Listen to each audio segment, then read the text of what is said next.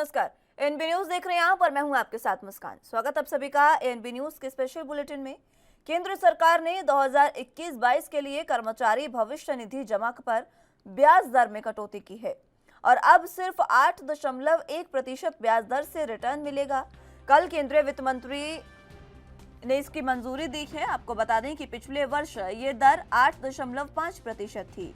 1977-78 के बाद से कर्मचारियों की ओर से अपने रिटायरमेंट फंड में जमा की गई यह सबसे कम ब्याज दर होगी। उस वर्ष कर्मचारी भविष्य निधि पर ब्याज दर 8% थी। अब कांग्रेस के पूर्व राष्ट्रीय अध्यक्ष और सांसद राहुल गांधी ने सरकार के इस फैसले के खिलाफ मोदी सरकार पर हमला बोला। उन्होंने ट्वीट कर लिखा है कि घर का पता लोक कल्याण मार्ग रख लेने से लोगों का कल्याण नहीं होता।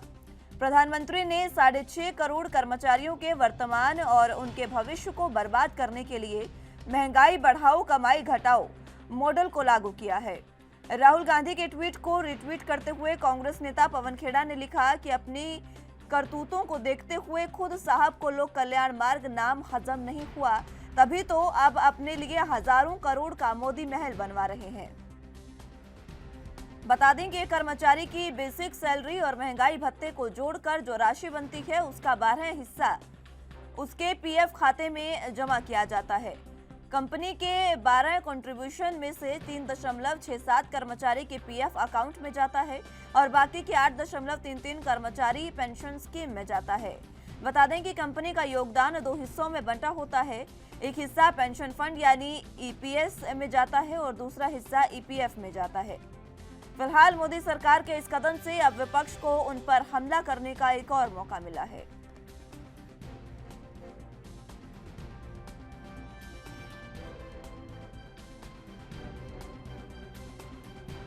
तो ईपीएफओ को घटाने का केंद्र सरकार ने ऐलान किया है। वित्त मंत्रालय की ओर से इसको मंजूरी दी गई। 1977-78 में 8% था और अब इसे 8.1% किया गया है, यानी कि सबसे कम इसकी जो दर है वो इस साल देखने को मिल रही है।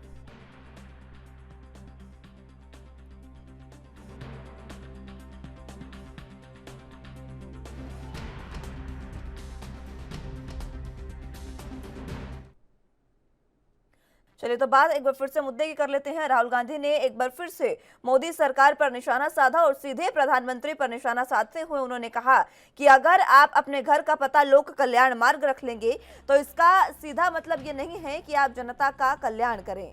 उसके लिए आपको मेहनत करनी होगी, आपको कार्य करना होगा, ये राहुल गांधी ने कहा। आपको बता दें कि केंद्र सरकार की ओर से ईपीएफओ जो है उसमें कटौती की गई है। पहले 8.5% था, जिसे घटाकर 8.1% अब ब्याज दर जो है वो की गई है।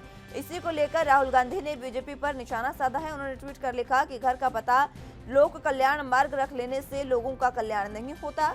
प्रधानमंत्री ने 6.5 करोड़ कर्मचारियों के वर्तमान और उनके भविष्य को बर्बाद करने के लिए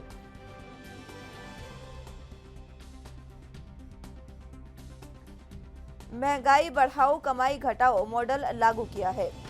राहुल गांधी के ट्वीट को रिट्वीट करते हुए कांग्रेस नेता पवन खेड़ा ने भी लिखा कि अपनी करतूत को देखते हुए खुद साहेब को लोक कल्याण मार्ग नाम हजम नहीं हुआ, तभी तो अब अपने लिए हजारों करोड़ का मोदी महल बनवा रहे हैं। आपको ये भी बता दें कि एक कर्मचारी की जो बेसिक सैलरी होती है और महंगाई भत्ता होता है, उन दोनों को जोड़कर जो राशि बनती है उसका 12% हिस्सा उसके पीएफ खाते में जाता है।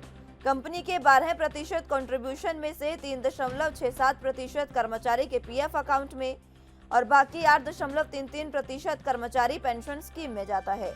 बता दें कि कंपनी का योगदान 2 हिस्सों में बटा होता है और एक हिस्सा पेंशन फंड यानी ईपीएस में जाता है तो दूसरा हिस्सा ईपीएफ में जाता है।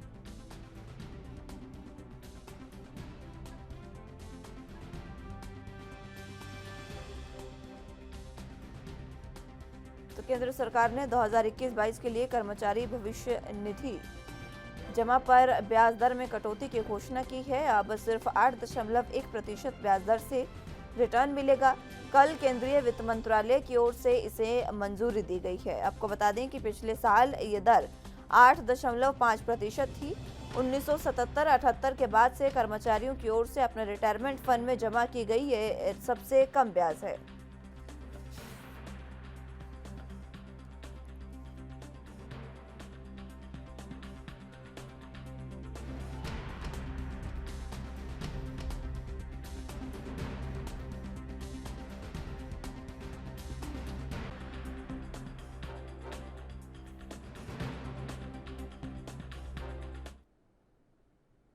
तो एक तरफ जहां महंगाई लगातार बढ़ती जा रही है, तो वहीं कर्मचारियों की आय जो है वो घटती जा रही है, उनकी कमाई घटती जा रही है और इसी को लेकर कांग्रेस अब बीजेपी पर एक बार फिर से हमलावर हो गई है। इसी पर चर्चा की शुरुआत कर लेते हैं। तमाम गेस्ट हमारे साथ मौजूद हैं, उनका तारुफ आपसे करवा देते हैं।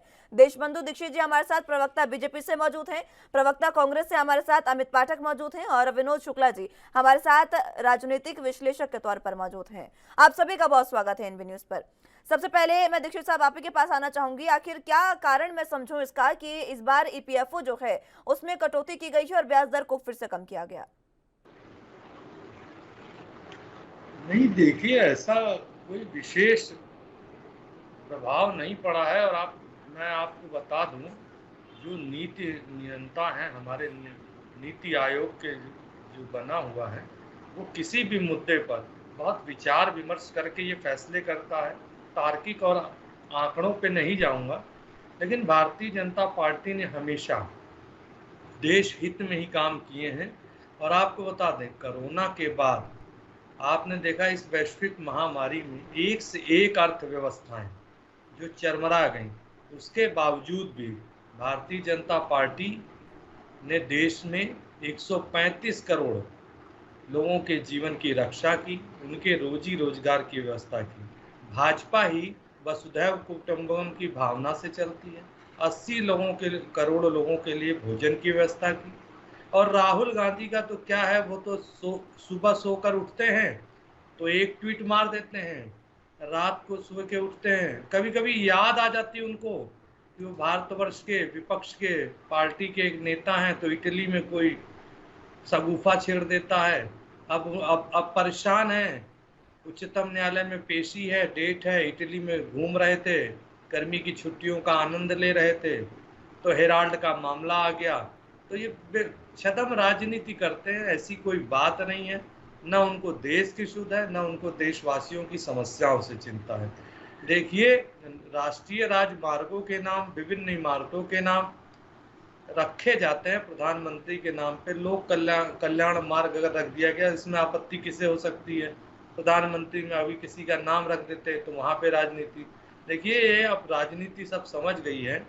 और मैं राहुल गांधी से आपके प्रतिष्ठित चैनल के माध्यम से पूछना चाहता हूं, आप एक प्रतिष्ठित पत्रकार हैं, बताइए, उनके पास 10 साल अभी सरकार रही, भ्रष्टाचार के दलदल के आकंठ में डूबी रही, जिसको भारत की जनता ने दो बार जो है पटकनी देकर इनको ऐतिहासिक धरातल पर। आप बताइए, राजस्थान की स्थिति देख लीजिए, या जिन राज्यों में इनकी सरकारें हैं वहां तो ये अपना विजन दिखाएं। राहुल गांधी वहां के मुख्यमंत्री क्या कर रहे हो, चाहे राजस्थान देख लीजिए भ्रष्टाचार के आखंड में, छत्तीसगढ़ में देख लीजिए भ्रष्टाचार। नहीं देखिए, आपने जो कहा, देखिए, हमारे नेतृत्व पे अगर आप प्रश्न चिन्ह उठा दें तो मैं अभी त्याग पत्र दे दूं। हमारे यशस्वी प्रधानमंत्री ने जब से देश की भागदौड़ संभाली है, और मैं उत्तर प्रदेश का रहने वाला, उत्तर प्रदेश में एक सुयोग कर्मठ सन्यासी और 24 घंटे तत्पर देश की जनता का सेवा करने वाला श्रीमान योगी आदित्यनाथ के वासी हूँ। आप बता दीजिए, और जहां भी भारतीय जनता पार्टी की सरकार हो, कोई ऐसा आरोप बता दीजिए जहां हम स्वीकार करते हैं कि कोई भी पार्टी अस्वीकृति नहीं भ्रष्टाचार से, लेकिन हमने जैसे सरकार बनाई, आप बता दीजिए किसी भ्रष्टाचारी का साथ दिया हो या किसी भ्रष्टाचारी का आपने। ठीक है दीक्षित साहब, ठीक है दीक्षित साहब, ठीक है, मैं लौटूंगा एक बार फिर से आपके पास। मैं आ रही हूँ। अमित पाठक जी, लोग हैं जो कि ठीक है, एक बार स्टार्टिंग कमेंट पूरा होने दीजिए। सबके स्टार्टिंग कमेंट के बाद चर्चा की शुरुआत बेहतर तरीके से करेंगे। स्टार्टिंग कमेंट में मेरी रिक्वेस्ट रहेगी आपसे, स्टार्टिंग कमेंट में बीच बीच में मत बोलिए। ठीक है दीक्षित साहब, मैं आऊंगी आपके पास एक बार फिर से। ऐसे आरोपों को मैं नकारता हूँ। आप बता दीजिए, अगर आप चैनल पे एक विशिष्ट एंकर हैं तो आप बता दीजिए हमारे नरेंद्र मोदी के 8 साल के इस कार्यकाल में और 12 साल के उस कार्यकाल में तब कांग्रेस ने सारी जांचें कराई, मैं आपकी सारी विफलताएं गिनाऊंगा, चिंता ना कीजिए। ठीक है, आप सुन लीजिए दीक्षित साहब, सुन लीजिए एक बार। स्टार्टिंग कमेंट होने दीजिए, मैं आऊंगी आपके पास एक बार फिर से। दीक्षित साहब, देशबंधु दीक्षित जी, देशबंधु दीक्षित जी, उसी से गलती होती है। ठीक है देशबंधु दीक्षित जी, आप सुन लीजिए। अल्लाह दे खाने को तो काहे को कमाने को नहीं दे।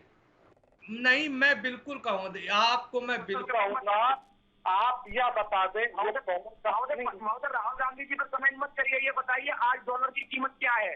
नहीं, आप बताइए डॉलर की कीमत क्या है, आप बता दीजिए। हमारे आपकी जानकारी के लिए बता दूं कि उत्तर प्रदेश कौशल विकास, प्रधानमंत्री कौशल विकास के द्वारा 1 करोड़ 30 लाख। देशबंधु दीक्षित जी, ठीक है, मैं लौटूंगी आप दोनों के पास। आप जनता का समय खराब कर रहे हैं और कुछ भी नहीं है, सिर्फ और सिर्फ जनता का समय खराब हो रहा है। आप रुकिए, आप दोनों रुकिए, मैं लौटूंगी आप दोनों के पास। विनोद शुक्ला जी, इस तरीके से जब ये इस तरीके से डिबेट नहीं हो पाएगी दीक्षित साहब। देशबंधु दीक्षित जी, अमित पाठक जी, पेपर में निकला है आपने जो एनआईटी सीमा करती थी, आपने उसकी भी 10% की हिस्सेदारी बेच दी आपने। नहीं तो आप बताइए, कांग्रेस सरकार ने हमने अगर कोई चीज पीपीपी प्राइवेट सेक्टर को दे दी और स्वर्णिम इतिहास में, स्वर्णिम शासन के इतिहास में आप बताइए देश की नहीं क्या किया कांग्रेस ने। आप एक काम करिए ना, आप दोनों बेहतर तरीके से खुद डिबेट कर लीजिए, सवालों की जरूरत नहीं है आप दोनों को। तो देशबंधु दीक्षित जी, मेरी रिक्वेस्ट रहेगी आपसे, सुन लीजिए उनकी। देश की दुर्गत नहीं, देश के लोगों को, महिलाओं को आधी आबादी को, मेरी बात देने की मेरी बात तो सुनिए, आधी आबादी को ये मांगेगा, रोजगार मांगेगा। नहीं आदमी, ये विडम्बना है। मेरी बात सुनिए, आपने 2 साल के भीतर मेरी बात सुनिए, आधी आबादी को शौचालय देने की बात हो, आवास देने की बात हो, जल देने की बात, जो व्यक्ति की मूलभूत आवश्यकताएं हैं, जो व्यक्ति की मूलभूत आवश्यकताएं हैं, आप आज बताइए वो देने की सरकार भारतीय जनता पार्टी की सरकार ने किया है। और भारतीय जनता पार्टी 135 करोड़ 55 वर्षों में आप प्रदान कर रहे हैं। ये आपकी मानसिक विकसितता और कम अध्ययन का, अल्प ज्ञानी होने का सबूत है। 55 वर्ष ज्ञानी ना बताए आप बताइए, आपने 77% की कीमत है या नहीं? आप मेरे एक प्रश्न का उत्तर बताइए। 2014 में जब पेट्रोल की कीमत 70 नहीं, आप आप मुझे मेरे प्रश्न का उत्तर बताइए। धारा 370 का आपने धारा 370 को नहीं समाप्त कर पाए। धारा 370 आप चाहें तो प्रधानमंत्री 55 साल में धारा 370 में नहीं समाप्त कर पाए, 3 तलाक के मुद्दे पे नहीं समाप्त कर पाए, कोरोना जैसे महामारी पे कहीं धरती पर नहीं नजर आए, 3 तलाक को महिलाओं को आज तक अरे आज सोचिए कितनी विडम्बना है कि 75 साल से जहाँ हम आवाज दिया तो भारतीय जनता पार्टी लोगों को रोजगार देने का काम किया। भारतीय जनता पार्टी की सरकार ने किया। हमने बिना जाति, धर्म, संप्रदाय, और आपको बता दूं ये जातिवाद, क्षेत्रवाद, संप्रदायवाद, भाषावाद, आपको बता दूं आपने देश में सबसे ज्यादा धर्मवाद फैला रखा है। ऐसे मुगल शासक थे। अगर अपनी सरकारों का बखान हो गया, एक दूसरे पर आरोप प्रत्यारोप हो गए हो, तो सुन भी लीजिए अब आप दोनों। देशबंधु दीक्षित जी, आवाज नहीं मिल पा रही है क्या आपको? आप बता दें जिससे जनता को फायदा हो, एक उपलब्धि।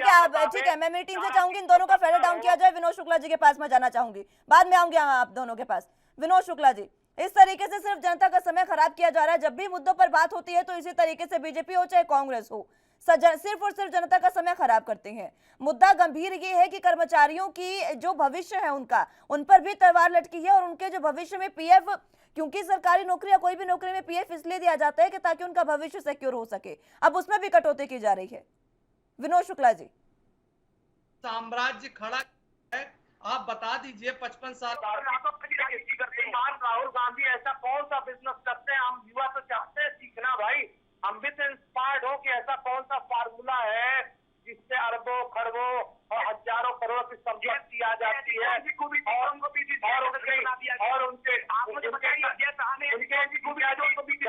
पूरा का पूरा जमानत से टूटा हुआ। आप बताएं ना, आप बताइए ना। आपने न लोगों को रोटी दी, न कपड़ा दिया, न मकान दिया, न धारा 370 दी, न मंदिर दिया, न सड़क दिया। आपने देश को केवल बर्बाद किया और आपने दुर्गति से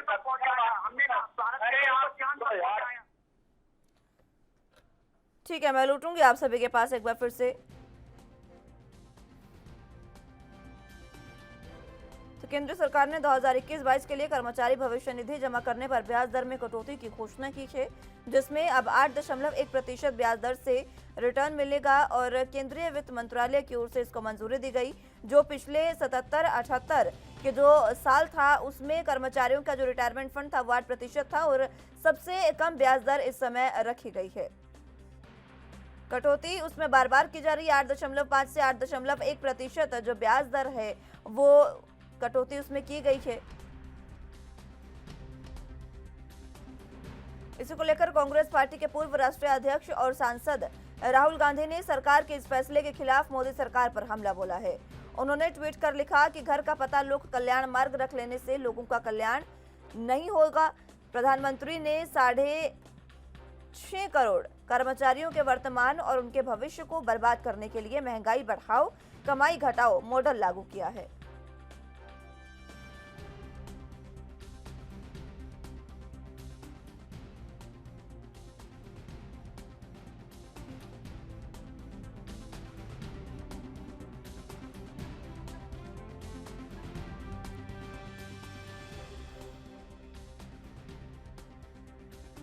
तो राहुल गांधी के ट्वीट को रिट्वीट करते हुए कांग्रेस नेता पवन खेड़ा ने भी लिखा कि अपनी करतूतों को देखते हुए खुद साहिब को लोक कल्याण मार्ग का नाम हजम नहीं हुआ, तभी तो अब अपने लिए हजारों करोड़ का मोदी महल बनवा रहे हैं। आपको बता दें कि एक कर्मचारी की बेसिक सैलरी और महंगाई भत्ते को जोड़कर जो राशि बनती है उसका 12% जो हिस्सा होता है वो उसके पीएफ खाते में जाता है। कंपनी के 12% कंट्रीब्यूशन में से 3.67% कर्मचारी के पीएफ अकाउंट में जाता है और बाकी के 8.33% कर्मचारी पेंशन स्कीम में जाता है। आपको बता दें कि कंपनी का योगदान 2 हिस्सों में बटा होता है। एक हिस्सा पेंशन फंड यानी ईपीएस में जाता है और दूसरा हिस्सा ईपीएफ में जाता है।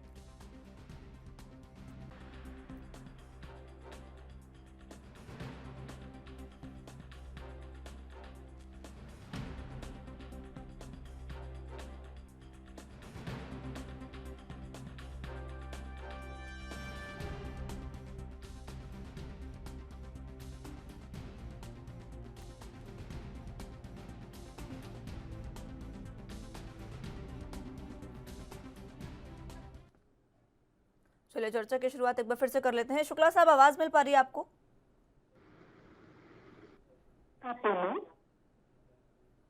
विनोद शुक्ला जी, आवाज मिल पा रही है आपको?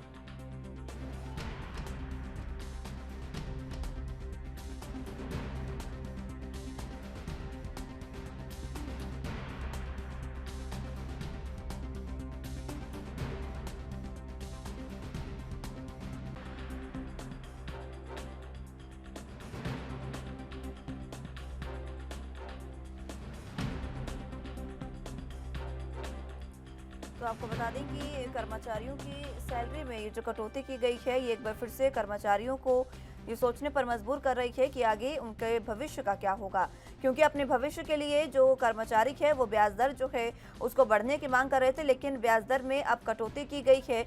8.1% की दर से अब ब्याज जो है वो रिटर्न कर्मचारियों को मिलेगा। इसी को लेकर कांग्रेस अब सरकार पर हमलावर हो गई है और हमला करते हुए कांग्रेस ने बयान दिया।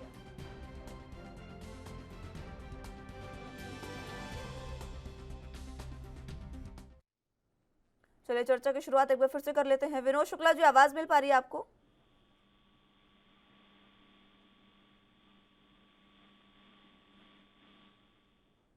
चलिए चर्चा की शुरुआत करेंगे एक बार फिर से सभी को जोड़ने के बाद, लेकिन जिस तरीके से केंद्र सरकार ने 2021-22 के लिए कर्मचारी की भविष्य निधि में कटौती की है उस पर अब ये चर्चा।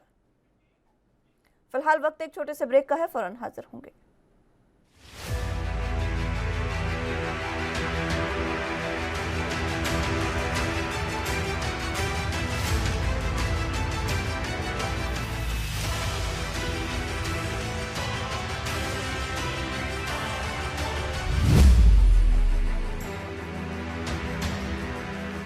ब्रेक के बाद एक बार फिर से स्वागत है आप सभी का। तो चर्चा की शुरुआत एक बार फिर से कर लेते हैं। तमाम गेस्ट हमारे साथ मौजूद हैं। विनोद शुक्ला जी, आवाज मिल पा रही है आपको?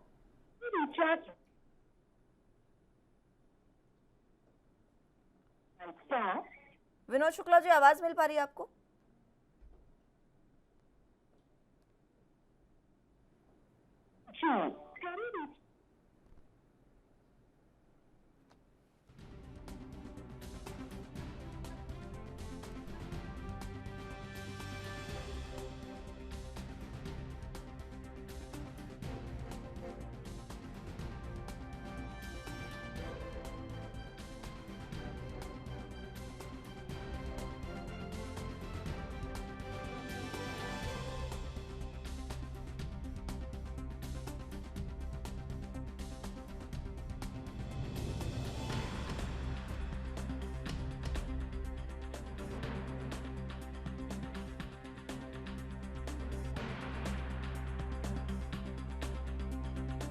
कर्मचारी भविष्य निधि जमा करने पर ब्याज दर में कटौती की घोषणा की है।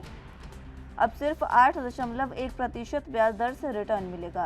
कल केंद्रीय वित्त मंत्रालय ने इसकी मंजूरी दी है। आपको बता दें कि पिछले वर्ष ये दर 8.5% थी। 1977-78 के बाद से कर्मचारियों की ओर से अपने रिटायरमेंट फंड में जमा की गई ये सबसे कम ब्याज दर है। उस वर्ष कर्मचारी भविष्य निधि पर ब्याज दर 8% थी।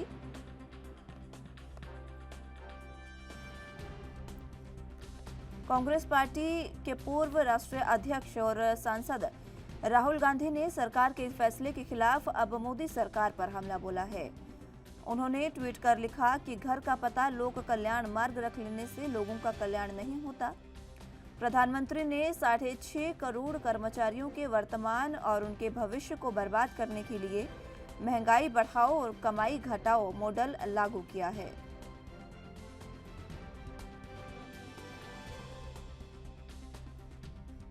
राहुल गांधी के ट्वीट को रिट्वीट करते हुए कांग्रेस नेता पवन खेड़ा ने लिखा कि अपनी करतूतों को देखते हुए खुद साहिब को लोक कल्याण मार्ग नहीं हजम हुआ, तभी तो अब अपने लिए हजारों करोड़ का मोदी महल बनवा रहे हैं।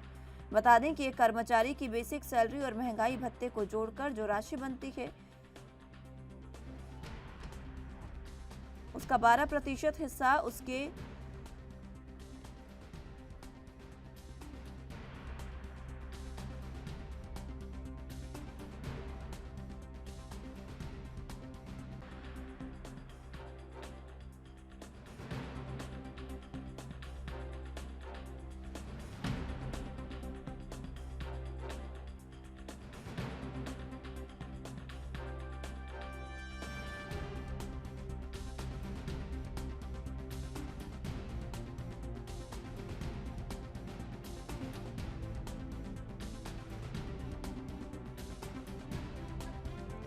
% कर्मचारी पेंशन स्कीम में जाता है। बता दें कि कंपनी का योगदान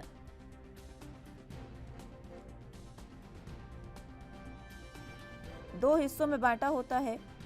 एक हिस्सा पेंशन फंड यानी ईपीएस में जाता है और दूसरा हिस्सा ईपीएफ में जाता है।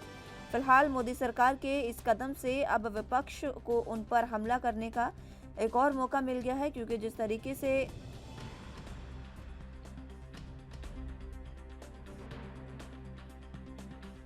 ईपीएफ को की कटौती की गई है,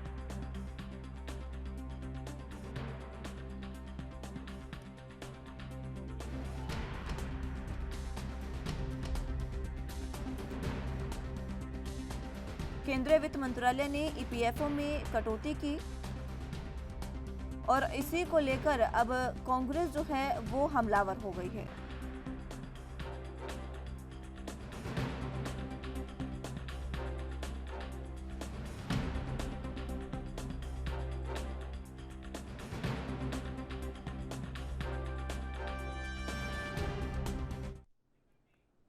चलिए, तमाम गेस्ट हमारे साथ एक बार फिर से जुड़ चुके हैं। जिस तरीके से ईपीएफओ में कटौती की गई है उसको लेकर कर्मचारी परेशान है और कांग्रेस सरकार पर हमलावर हो गई है। तमाम गेस्ट हमारे साथ मौजूद हैं। विनोद शुक्ला जी, आवाज मिल पा रही है आपको?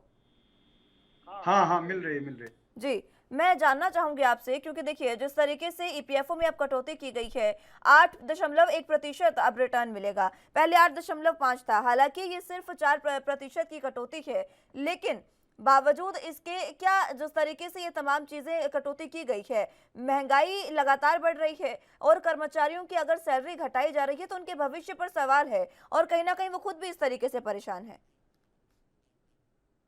नहीं, देखिए, पूरा पूरा विश्व जिस तरह की आर्थिक और विषम परिस्थितियों से गुजर रहा है, उसमें सरकार को बहुत सारे ऐसे कदम उठाने पड़ते हैं जो कई कई बार ऐसा लगता है कि वो जनता को तकलीफ देने वाले हैं। लेकिन लेकिन इनको इनको पूरे के पूरे आर्थिक वर्तमान आर्थिक परिदृश्य में देखने की जरूरत है।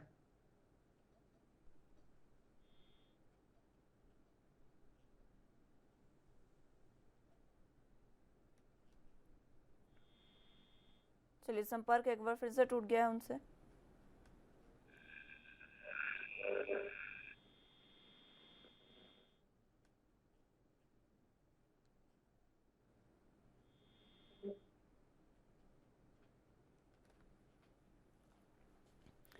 तो केंद्र सरकार ने 2021-22 के लिए कर्मचारी भविष्य निधि पर ब्याज दर में कटौती की घोषणा की है।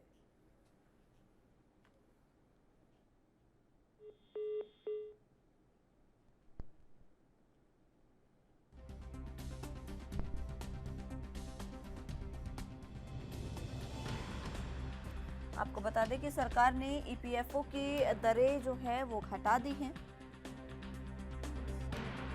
केंद्र सरकार ने कर्मचारी भविष्य निधि यानी ईपीएफ की ब्याज दरों में कटौती कर दी है। सरकार ने वित्त वर्ष 2021-22 के लिए 8.1% ब्याज दर की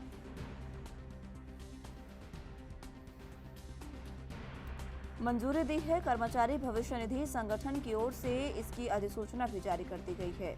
केंद्र सरकार ने शुक्रवार को इस प्रस्ताव को मंजूरी दी।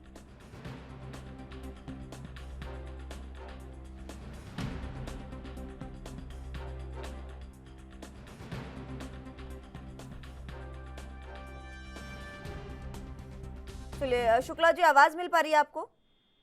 हाँ, मुझे मिल पा रही है। आपको मेरी आवाज आ रही है? जी, मैं सुन पा रही हूँ। आपको अपनी बात रखें। हाँ, नहीं, मैं कह रहा हूँ कि अभी कुछ इस तरह की परिस्थितियाँ पिछले 2 साल में पैंडेमिक के कारण पैदा हुई है कि इसको सरकार को न केवल बहुत सारे रिफॉर्म और बहुत सारे इस तरह के कदम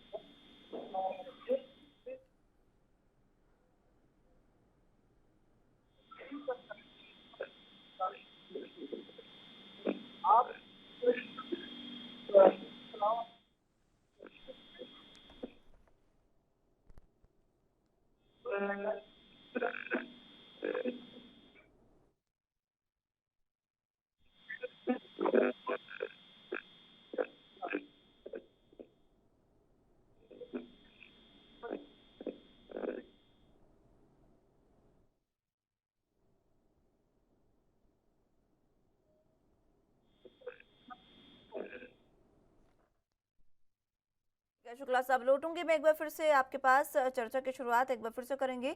लोक कल्याण मार्ग जो प्रधानमंत्री का पता है, उस पर अब राहुल गांधी ने निशाना साधा ईपीएफओ को लेकर। बुलेटिन में यहाँ वक्त एक छोटे से ब्रेक का है, फौरन हाजिर होंगे।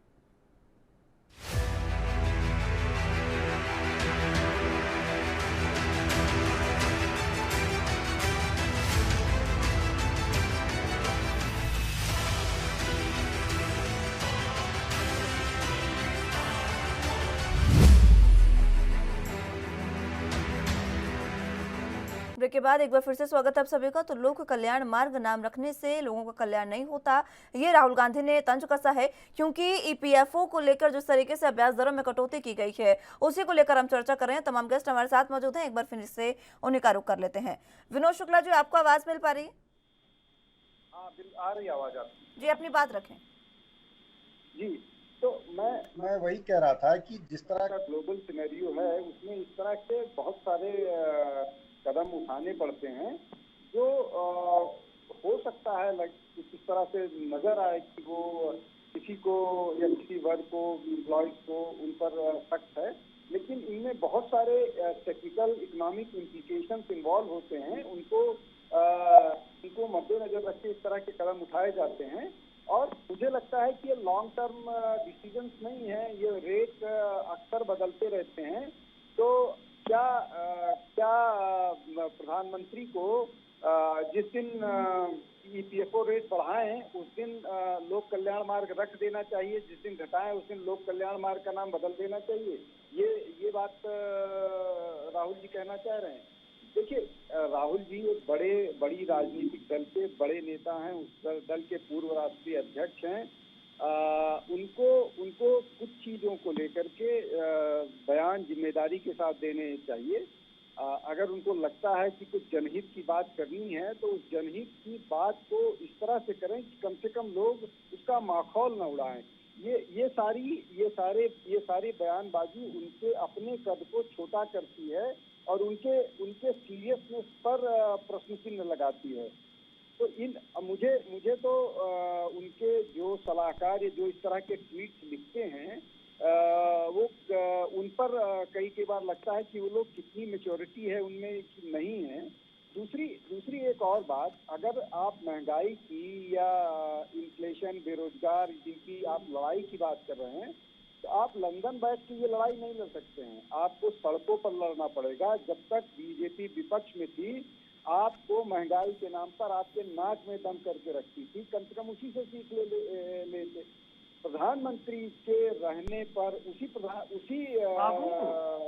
लाइट चली गई क्या?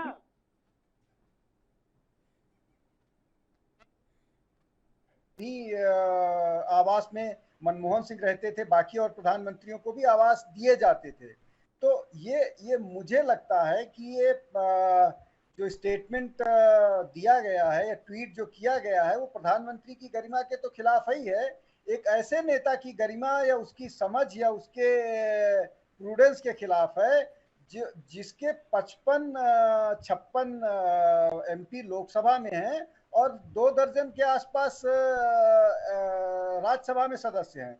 तो ये इसको बहुत संजीदगी से लेने की जरूरत है। और दूसरा ये कि आप लड़ाई लड़ना चाहते हैं तो आप सड़क पे लड़िए। आप महंगाई के खिलाफ, वहां पर आप कहीं नजर नहीं आते हैं, वहां पर आप पूरी तरह से असफल नजर आते हैं, पूरी तरह से आप। और एक और बात मैं कहना चाहूंगा कि आप लगातार भाजपा पर अटैक करते हैं, उनकी पॉलिसीज का विरोध करते हैं, उनके कार्यक्रमों पर आप प्रश्न चिन्ह लगाते हैं, महंगाई, बेरोजगारी और बाकी साथ की करते हैं, और जनता उनको स्वीकार कर लेती है। आप विपक्ष में होकर के ये सारे मसले उठाते हैं और जनता आपको रिजेक्ट कर देती है।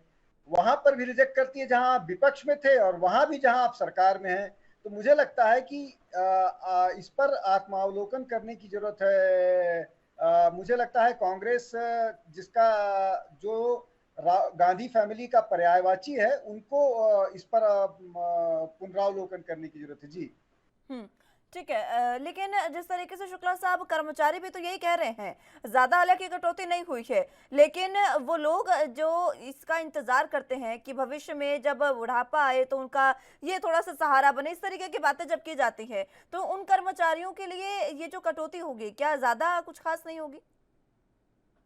नहीं, देखिए, मैंने आपसे कहा कि जिन कर्मचारियों के को जो कर्मचारी इस योजना के ईपीएफओ के बेनिफिशियरीज हैं, वो उनका इन्वेस्टमेंट एक दिन का नहीं होता है या एक साल का नहीं होता है, वो लंबा 30, 35, 40 साल का होता है। और इसमें कटौती में बदलाव होता रहता है, कभी 3%, 4% कम हो जाता है, कभी 4% ज्यादा हो जाता है, और कभी कभी जो 4% एक बार, उसके बाद दोबारा बढ़ा जाता है। तो ये बढ़ने घटने की प्रक्रिया चलती रहती है, और ये बहुत कुछ आरबीआई की पॉलिसीज पर डिटरमाइन होता है। तो निश्चित तौर पर अभी की पर थोड़ा सा फर्क पड़ेगा, लेकिन वो फिर बढ़ सकता है, फिर घट सकता है। अब इससे आगे भी मान लीजिए सरकार को कुछ ऐसा लगा तो उन्होंने घटा दिया, लेकिन इसका लॉन्ग टर्म इम्पैक्ट ऐसा नहीं होगा कि एम्प्लॉई को बहुत ज्यादा नुकसान वाली स्थिति होगी। पॉलिसीज में लॉन्ग टर्म इम्पैक्ट 1-2%, 3% से, जहां पर 35 साल तक आप इन्वेस्टेड रहेंगे, या 20 साल तक या 25 साल तक इन्वेस्टेड रहेंगे, उसमें ऐसा फर्क नहीं आता है कि उन कर्मचारियों के भविष्य की योजनाओं का उस पर फर्क पड़े।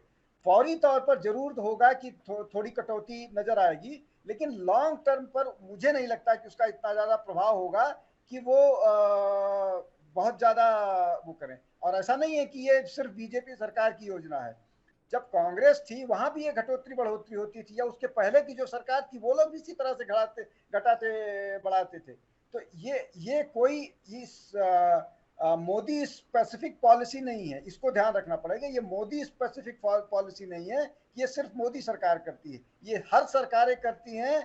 वर्तमान जो भी परिस्थितियां होती हैं, उन परिस्थितियों के हिसाब से। जी ठीक है, देशबंधु दीक्षित जी। जी बताएं।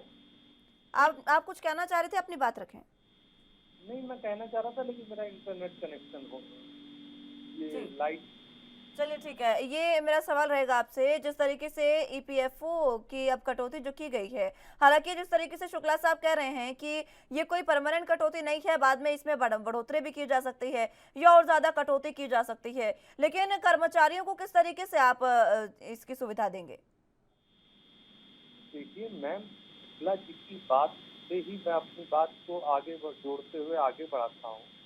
ये थाने के कभी कभी जब पॉलिसी बनती है तो किसी वित्तीय वर्ष में यह कमी है, और इसका कोई नैसर्गिक या लॉन्ग टर्म जो कहते हैं दीर्घ समयावधि में कोई हानि नुकसान नहीं होगा, अभी बढ़ जाएगी। अब देखिए, पेट्रोल के दाम अभी इससे पहले कांग्रेस ने डाले तो पेट्रोल के दाम बढ़े, लेकिन अचानक 9.5 रुपया, इस बात को मीडिया जो है नहीं बताता है। तो ये सब देखिए, कुछ चीज़ें जो होती हैं वो पॉलिसियाँ समय समय पर परिवर्तित होती हैं। जैसा कि शुक्ला जी ने कहा, देखिए केवल समय समय पे आके श्रीमान राहुल बाबा एक सगुफा मार देते हैं इटली से, और कभी कभी याद आ जाती है उनको, अरे मैंने बहुत दिनों से ट्वीट नहीं किया, मैंने बहुत दिनों से। आप ये बताइए, कभी भी 55 वर्षों में मुस्कान जी ये बताइए कि कोई ऐसी समस्या हो जिसके साथ आप साथ हुए हों हमारे श्रीमान राहुल गांधी। आप बताओ तो जिन प्रदेशों में इनकी सरकारें हैं, वहाँ स्थिति आप देखिए, आदमी के पास ना कोई विचार है, ना कोई विजन है, ना कोई रोड मैप है, केवल समय समय पर आकर इस तरह राजनीति नहीं होती है। हमारे प्रधानमंत्री जी देखिए, प्रतिपल एक सेकंड, आज 20 वर्षों से वो बिना आराम किए, बिना एक भी छुट्टी लिए 135 करोड़ जनता जनार्दन को अपना परिवार मानकर दिन रात लगे रहते हैं। चाहे व्यक्ति के आवास की बात हो, चाहे शौचालय की बात हो, चाहे रोजी रोजगार की बात हो, चाहे आपने देखा होगा अंतर्राष्ट्रीय मानकों पे या रक्षा मंत्रालय की बात हो, रक्षा बात हो, हर मुद्दे पर वह करुणा जैसी विविधता आई। तब भी उन्होंने देखिए यही कांग्रेस पार्टी विरोध करती है, अरे लॉकडाउन नहीं लगाना चाहिए था, भाजपा की वैक्सीन है। आज देखिए पूरे भारतवर्ष को वैक्सीन लगी और पूरे भारतवर्ष के जीवन की रक्षा हुई। 80 करोड़ लोगों को इस कोरोना काल में भी जानते थे कि सबके पास आर्थिक समस्याएं हैं, उसके जूझते हुए भी उन्होंने देखिए लगभग सितंबर तक देखिए 80 करोड़ लोगों के भोजन की भी व्यवस्था की। कांग्रेस कहीं धरातल पे नहीं है। देखिए इस तरह आप कभी देश की सेवा नहीं करते। और जैसा कि शुक्ला जी ने कहा, अभी मान लीजिए अगले क्वार्टर में या वृद्धि बढ़ जाए तो आप फिर कहेंगे कि अब लोक कल्याण मार्ग रख देना चाहिए, और जो शुक्ला जी ने कहा कि घट जाए तो लोक कल्याण मार्ग हटा दें। तो मैं यही कहता हूँ, गंभीर आइए। और ये भारतवर्ष एक बहुत बड़ा देश है, आपके पास अगर कोई चीज है केवल व्यर्थ के आडंबर, और आपको बता दें ये लोग खाली सांप्रदायिकता, क्षेत्रवाद, जातिवाद के नाम से वोट बैंक की राजनीति करते। आज भारतवर्ष की जनता समझदार है और वो समझ गई है कि हमें देश को अब जो देश की इन्होंने दुर्गति की 55 वर्षों में, उसे अब विकास के पथ, जब हम विकसित राष्ट्रों की श्रेणी में बात करें, अब हम अपना एक नया विजन में, आज के बच्चे 20वीं सदी के बच्चे हैं, वो अपना भविष्य, आज के युवा अपना भविष्य देखते। इस तरह राहुल गांधी की बात को और देश अब उनकी बात को गंभीरता से। जी मैं सुन पा रही हूँ आपको। तो इस तरह हम कह सकते हैं। देखिए कांग्रेस में आपने देखा 2014, मैं आपको मुस्कान जी याद दिलाना चाहता हूँ, एक यही स्थिति थी 2014 में। आप बताइए, घोटालों की सरकार रही। 2004 से 2014 तक श्रीमान मनमोहन सिंह प्रधानमंत्री रहे, उन्होंने देश का नेतृत्व किया। लेकिन आप बता, जब भी उनको मनमोहन की जगह मौन मोहन कर दिया, वो मौन धारण कर लेते थे। और आपने देखा होगा कि इस प्रकार की हरकतें राहुल बाबा करते रहे, और वो अच्छी बात नहीं है। देश अब इनको गंभीरता नहीं देता है। ठीक है, चलिए विनोद शुक्ला जी, मैं आपसे समझना चाहूंगी, क्या वाकई विपक्ष जो है वो अपनी भूमिका पूरे तरीके से सक्रिय होकर नहीं निभा रहा? क्योंकि जिस तरीके से आपने भी कहा कि ईपीएफओ में कटौती की गई है, तो यहाँ पर उनको इससे ज्यादा बेहतर होगा कि वो सदन में जनता के मुद्दे उठाएं या सड़कों पर उतरकर प्रदर्शन करें और सरकार को मजबूर करें कि महंगाई पर कंट्रोल किया जाए। क्या विपक्ष की जो भूमिका होनी चाहिए वो है इस समय? देखिए, मैं इसमें ये बात कहना चाहूँगा कि विपक्ष की भूमिका क्या होती है। विपक्ष की भूमिका ये होती है कि आप हर मसले पर जो भी संभव हो सरकार को पार्लियामेंट से लेकर के सड़कों तक जवाब मांगे, और वैसे मसलों पर जवाब मांगे जो जनता के कंसर्न के हैं। इसमें दो चीज़ है। इसमें ये कि आप चुनावी राजनीति जब कर रहे हैं तो आपको ऐसे मुद्दे उठाने पड़ेंगे जो जनता को आकृष्ट करें और आपके चुनावी राजनीति में आपको फायदा करें। ये बड़ा प्रैक्टिकल सा बात है, बहुत प्राग्मेटिक अप्रोच होता है डेमोक्रेटिक। उसमें ये सरकार में जो दल है वो भी करते हैं और आपकी भी जिम्मेदारी होती है। मैं एक चीज जानना चाहूँगा। आप ये सोचिए, अभी 2 महीने पहले पूरे 4 प्रदेशों में विधानसभा के चुनाव हुए। उन 4 प्रदेशों में विधानसभा के चुनाव में कांग्रेस एक्टिव थी, बाकी विपक्ष के दल एक्टिव थे। लेकिन चुनाव खत्म होने के बाद पूरा का पूरा गांधी परिवार, मान लीजिए सोनिया जी की स्वास्थ्य खराब है और वो बाहर नहीं निकलती हैं, वो चुनाव के समय भी सक्रिय नहीं थी। लेकिन राहुल गांधी जो पूर्व राष्ट्रीय अध्यक्ष हैं कांग्रेस के, प्रियंका वाड्रा जो राष्ट्रीय महासचिव हैं और उत्तर प्रदेश की इंचार्ज हैं, इन चुनावों के 2 महीने के बाद भी दोनों लोग चुनावी राष्ट्रीय राजनीति परिदृश्य से लापता हैं, कहीं नहीं नजर आ रहे हैं। जहां पर चाहे जिस तरह के मसले उठाएं, ट्विटर की राजनीति, आप ट्विटर से जनता तक नहीं पहुंच सकते हैं। ट्विटर से आप अर्बन पॉपुलेस को, अर्बन लोगों को तो एड्रेस कर पाइएगा, लेकिन बहुत सारे ऐसे लोग हैं जिनसे आपको सीधे संवाद स्थापित करना पड़ेगा, और उस संवाद स्थापित करने में पूरी तरह से नाकामयाब रही है। इनके अलावा, इसके अतिरिक्त एक मैं और जो बात कहना चाहूंगा, अगर आप क्षेत्रीय राजनीतिक दलों पर नजर डालिए तो वो क्षेत्रीय राजनीतिक दल इनसे ज्यादा सक्रिय नजर आ रहे हैं। मैं उसका एक उदाहरण दे दूं, के चंद्रशेखर राव जो तेलंगाना के मुख्यमंत्री हैं, वो लगातार ऐसे विपक्षी दलों को साध रहे हैं जो भाजपा के खिलाफ है। वो उन्होंने उत्तर प्रदेश के पूर्व मुख्यमंत्री अखिलेश से मुलाकात की, ममता बनर्जी से मुलाकात की, केजरीवाल से मुलाकात की, तो वो सक्रियता नजर आ रही है। हालांकि वो भी अभी विषय को लेकर के नहीं आ रहे हैं, वो अभी 2024 के लिए एक योजना पर काम कर रहे हैं, लेकिन कम से कम वो योजना पर काम करते दिखाई तो दे रहे हैं। 2024 के लिए भाजपा की सक्रियता दिख रही है। भाजपा ने उससे पहले के चुनाव में गुजरात के लिए, वो हिमाचल के लिए सक्रिय हैं। आप बताइए ना, कांग्रेस का कौन सा नेता हिमाचल और गुजरात के लिए सक्रिय है? 2024 के लिए भाजपा तेलंगाना और तमिलनाडु में सक्रिय नजर आ रही है। आप बताइए कांग्रेस का कौन सा नेता सक्रिय है? कांग्रेस अभी यही नहीं संभाल पाई है कि उन्होंने जो 10 लोगों को राज्यसभा में उतारा है, उसमें से वो 2 को जितवा पाएगी कि नहीं जितवा पाएगी, जिसमें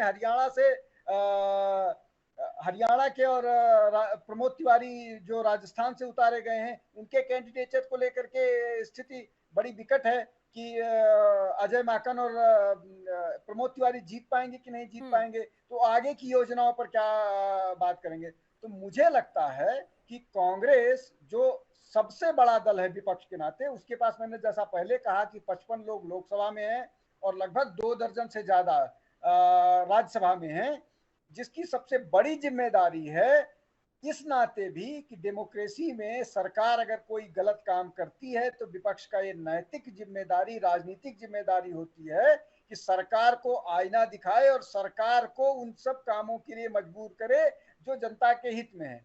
लेकिन इस तरह की सारी उससे पूरी तरह से फेल नजर आती है। कांग्रेस कहीं पर नहीं सीन में आ रही है, और भाजपा दूसरी तरफ इस बात को जनता के सामने में बताने में कामयाब हो रही है। उसकी कम से कम इलेक्टोरल विक्ट्री, जो चुनावी विजय है, वो इस बात को साबित करती है कि वो जनता के सामने अपनी बात रखने में, और वो जो कह रही है वो जनता के को समझ में आ रहा है, ये नजर आ रहा है। इसलिए कि वो छत्तीसगढ़, क्षमा कीजिएगा, वो उत्तराखंड, उत्तर प्रदेश और मणिपुर में दोबारा चुनाव जीत कर आई है, जो उसके एजेंडे, हाँ, और गोवा में भी तो ये साबित करता है कि वो जनता से संवाद में हैं, और वो जो कर रहे हैं वो जनता उनको पसंद कर रही है। कांग्रेस इसमें लगातार नाकामयाब रही है। तो आप इससे खुद अपने हिसाब से अंदाजा लगाइए कि कांग्रेस इस पूरी मुहिम में कहां पर खड़ी है। क्या वो कहीं पर नजर आ रही है? सड़कों पर, संसद में, जो आपको संसद में आपको जो निश्चित होता है कि आपको अटेंडेंस मिनिमम होता है, उसको उतना अटेंडेंस आपको करना ही होता है। अगर उतने दिन संसद में आप नजर आ रहे हैं तो ये कोई विपक्ष की जिम्मेदारी नहीं हुई। जी ठीक है, विनोद शुक्ला जी, देशबंधु दीक्षित जी, बहुत बहुत शुक्रिया आप दोनों का हमारे साथ जुड़ने के लिए। और इसी के साथ हमारे साथ अमित जी भी जुड़े, बहुत बहुत शुक्रिया उनका भी हमारे साथ जुड़ने के लिए और तमाम अहम चर्चा हमारे साथ करने के लिए।